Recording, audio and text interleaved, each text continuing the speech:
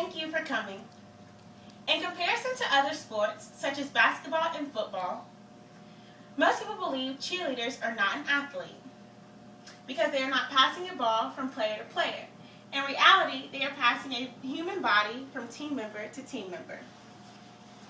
Almost all of you has heard that a cheerleader's job is to stand on the sidelines, smile, and wave pom-poms. Most women agree that cheerleaders are athletes, while men tend to disagree.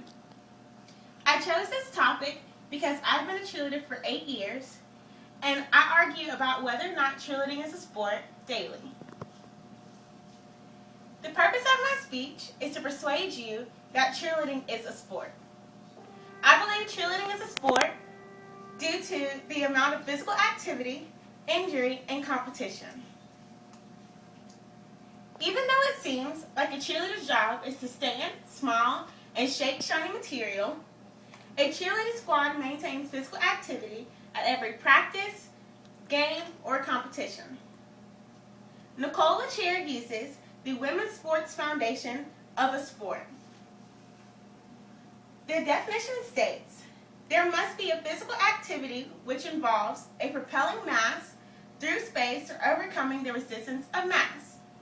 Most women's sports propelling mass maintains a ball, but for cheerleaders, a human body is used. Lifting a cheerleader on top of a pyramid is just as hard as pushing through an offensive lineman to get to the quarterback. The top girl overcomes the resistance of mass when she is dismounted and placed carefully to the ground.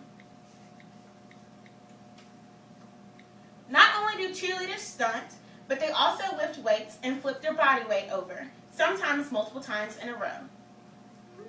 By their body weight, I mean they do certain tricks like a standing tuck, for instance.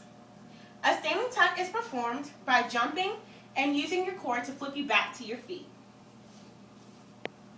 Unfortunately, if the girl on top of the stunt is not placed carefully to the ground, an injury can occur. According to Barry Bowden, most injuries occur when cheerleaders are stunning. According to cheerleading is the most dangerous sport for females, when they fall, an injury occurs. In result, the injury continues to get worse due to the amount of physical activity. Lastly, a cheerleader competes to be the best just like every other sports team. As a cheerleader's main function is to lead a crowd, Kristen Hawkinson states, their secondary function is competition.